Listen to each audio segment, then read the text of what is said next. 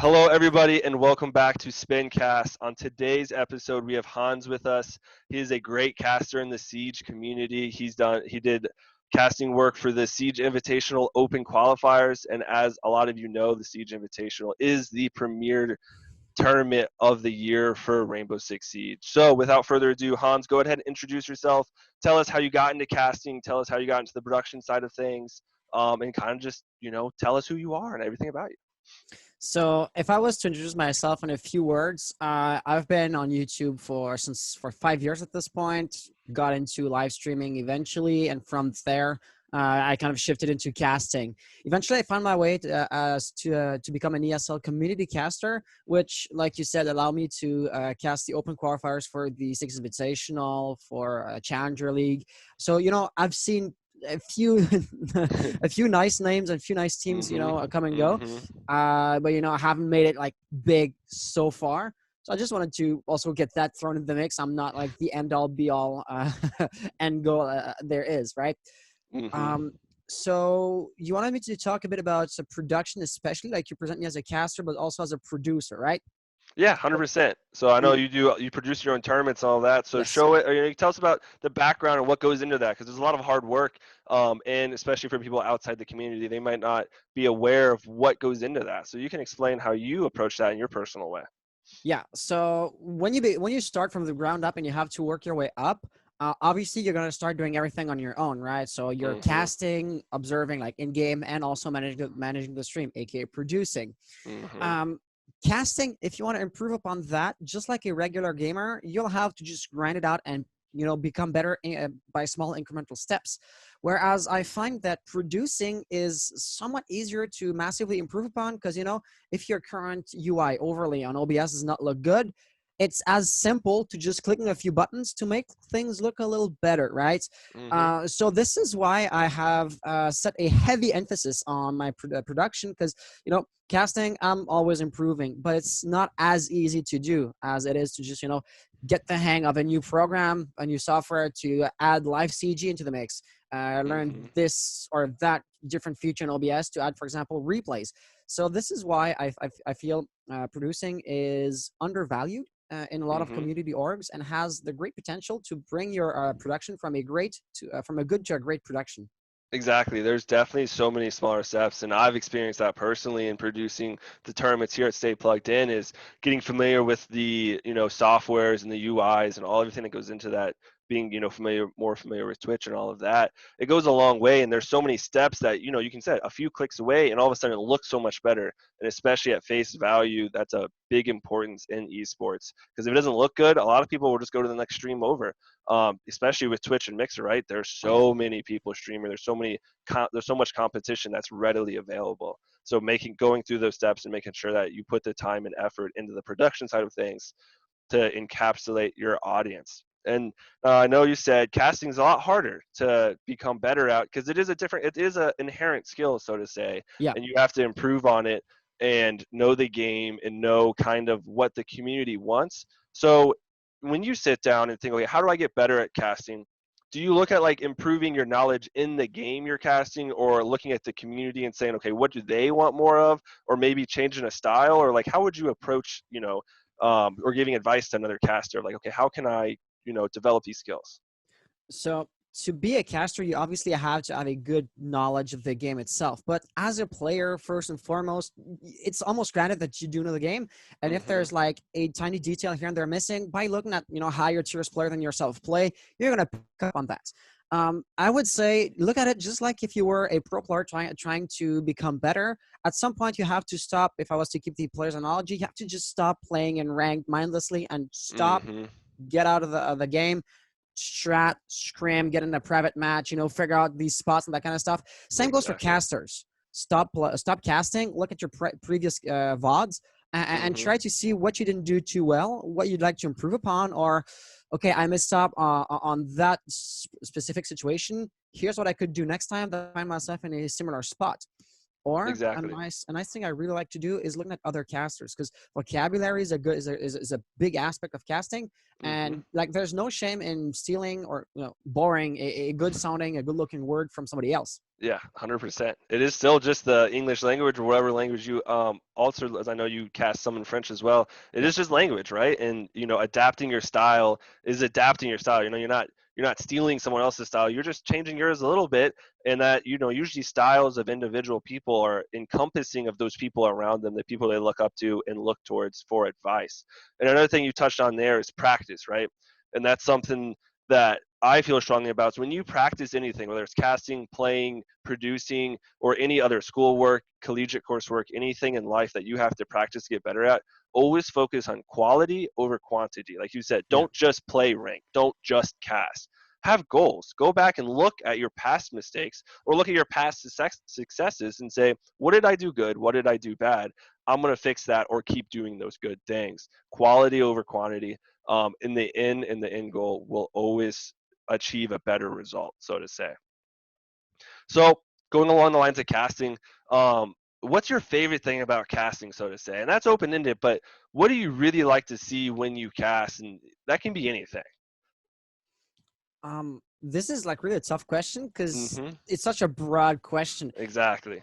I would say at some point it has to sound good so you can just tune it out. So what I mean Hmm. by that is at some point y'all know this, right? You will stop paying attention. The human brain has a specific attention span. So Hmm. if you stop listening, if you just zone out, it still has to sound good in the back of your mind. Like basically like a tune or a really light rap, let's say. And as such, you can just zone out, jump back in, and you don't feel like you've missed out on anything. But to be honest, like there's a lot of things that go into casting that people won't notice consciously, but unconsciously, it'll just make the experience so much more enjoyable. Exactly. And I think that's kind of how, from a production standpoint, a lot of production in anything, not even just esports, there's a lot of value in production that you don't notice, but when it's not there, Oh you yeah. will notice, Oh right? yeah, yeah. Like, overlays, backgrounds, design, replays, anything like that, you can go on forever. If it's not there, you're like, whoa, wait a minute, something's wrong. But if it's there, you don't see, you don't get the positive gratitude that you would from like for example, a player hitting a nutty shot, right? Everyone sees it, but just pure mechanics, people don't appreciate it, right? As an analogy. Oh yeah. So going off that, you're heavily involved in the esports world, especially in production and casting. Looking towards the future of esports, where do you see the industry trending towards? Like, what would you think is a common goal that, as the esports industry, we could try to strive towards to better esports from a production side, from a casting side? I would say a lot of it comes down to what the game has to offer. An easy example would be Rainbow Six. Only offers on online at least a single spectator, whereas LAN offers different spectators. So an easy Hmm. example of that would be if you want to have multiple spectators who will, catch on or record for replay purposes kills that the main spectator hasn't seen. Rainbow Six Hmm. doesn't allow for that. Hmm. So what you can only do so much with the tools you have. If you don't like OBS, there's other options out there. But if you don't like the observing UI on Rainbow Six, you're kind of screwed. Your only real choice is to say jump on CS:GO. So I kind of feel like a lot of the blame here has to go to the devs to make us Hmm. better tools. And at the end of the day, when you compare esports to the community at large, how many Rainbow Six players are there, and what percentage of those are actively esports fans? I don't know the numbers, but the percentage has to be tiny, which is why Hmm. it is really low in Ubisoft's priorities list. And this is why basic features like the replay system that's going to be coming to the game eventually. Uh, Hmm. Theater Yeah. mode is that's how it's called on Call of Duty. If you're more familiar with that exact Hmm. terminology, is coming say 5 years into the game, whereas Call of Duty had it day one. So Exactly. yeah, I'm just gonna pass the blame on Ubisoft there. Yeah, I think there's definitely some room for improvement, especially from the developmental standpoint, like you said. In traditional sports, it's way more open, right? You can get a Yeah, camera, you can get any angle. You can, hey, I need an extra camera. Okay, I'll go get my friend, and they can be in the field next to me with a different, angle or whatever.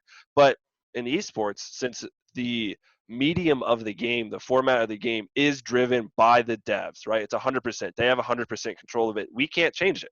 We can call them and say, hey, I would love this, But at the end of the day, like you said, their priority list will probably never align with our own priority list. And hopefully, as we grow as an industry, the AAA companies like Ubisoft, like EA, like Activision Blizzard, all of those kind of big names, they start to realize like, hey, esports is growing. Hey, esports is getting this massive following, and they are realizing it. They just need to adapt, right? Because that's one thing that I kind of do love about the esports community is that we took it upon ourselves to develop esports from a player standpoint, from a caster standpoint, from a tournament provider standpoint. We never had to look at like a governing body, but now there's a lag, right? We're like, oh my God, we need all these tools. We need these support systems from the games themselves because without them, we can't get better.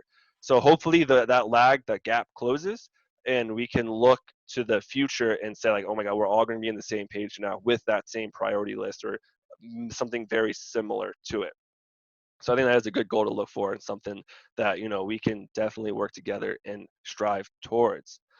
Okay, now kind of going back from a professional standpoint, right? You do a lot of professional work in casting and production, like I've said a gajillion times. Um, that's just one aspect or one opportunity in esports. There's so many more, and we can't emphasize this enough that like the chance of you becoming a pro player for the student out there that's young, just getting into esports, is very low, and that's the reality of it. But you can look to people like Hans, who's a tournament provider, produces his own tournaments, produces his own stream, and is a great caster. And like, look at all the opportunities he's got from not really playing from at a professional level. So speak to like how you went down that path a little bit, instead of striving for the typical approach of esports is I want to be a pro gamer, so to say. So I really stumbled onto casting by pure chance. Like I said in the introduction part, I Mm-hmm. was streaming on YouTube, then eventually moved to Twitch, Mm-hmm. and I was streaming with my followers or my subscribers on YouTube. This was kind of my shtick. What was making me stand apart of everybody else was, hey, you can actually play with me. Mm-hmm. And as the channel grew, eventually would hit like me and five other subscribers. And as Mm-hmm. such, we would jump from, say, a ranked game to a private match. And eventually, the Mm-hmm. private match, given growth, ends up filling up. And I ended up just spectating the game with people who wanted to play. And, this was by pure chance. I ended up kind of liking it. People kind of ended up Mm-hmm. liking it. So I just did more of that. And this is how my, say, casting career took off. Eventually, I realized there's an actual demand for this. So rather than just like streaming with followers just for fun, I was Mm-hmm. going or delving into the actual competitive side of looking at it from a caster's perspective, and it just snowballed from there. Exactly, and I think that's a great way to take a different perspective or approach to esports. Is sometimes you just happen upon it, and that's the great thing about esports is there's so many opportunities, and they're continuously developing every day as the industry grows as an entirety. That hey, we need someone to do this job or that job, or we need someone that can help us here, and then all of a sudden we're like, hey, that's a job, that's a profession, just like casting, just like production, and there's a gajillion more. So I think that's a great point to show to some of our listeners, especially from that student, that younger gamers, like, hey, this isn't just one opportunity. It's not make it or break it being the best gamer. There are so many more opportunities in the exact same fields that goes into making this well-polished product that esports is. So I think that's all the time we have for today, ladies and gentlemen. Thank you everyone for joining. Hans, go ahead, plug yourself, tell everybody where they can follow you as a caster, your YouTube channel, your Twitch, all of that. Go ahead and do that for us. So obviously the casting part is going to be on Twitch, HANSIV4. If you're interested in more traditional videos, though, what I do on YouTube is in French, HANSIV4 everywhere, basically. And if you're interested in actually playing in the tournaments I do host, everything's on PC. But if you go on Battlefy and look up Battlefy/DAL-NA, it's going to be Digital Athletes League is my org, /NA or -NA, sorry, if you're North American. If you're from the European region, DAL-EU. And yeah, host a competition every single weekend, kind of like the Go For format. And Mm-hmm. as such, you can jump in and jump out anytime you want. Awesome, awesome. I think that's the trend right now, especially when we're in this downtime with the coronavirus, that there's a lot of opportunities to play. So if you're looking for somewhere to play, go check that out. I personally played in one, had a great time. They do a great job over there. It's well structured, well administrated, which some other entities don't do a good job of. But You don't have to worry about that with what he does over there. Well, thank So you. yeah, 100%. Everyone, thank you for joining. Like I said, in these uncertain times, stay healthy, stay happy, and ultimately stay plugged into everything esports related. And as always, if anyone wants to reach out to myself or Hans with our respective businesses or opportunities, never hesitate. We always love to hear from anybody new. Thank you again. Have a wonderful day.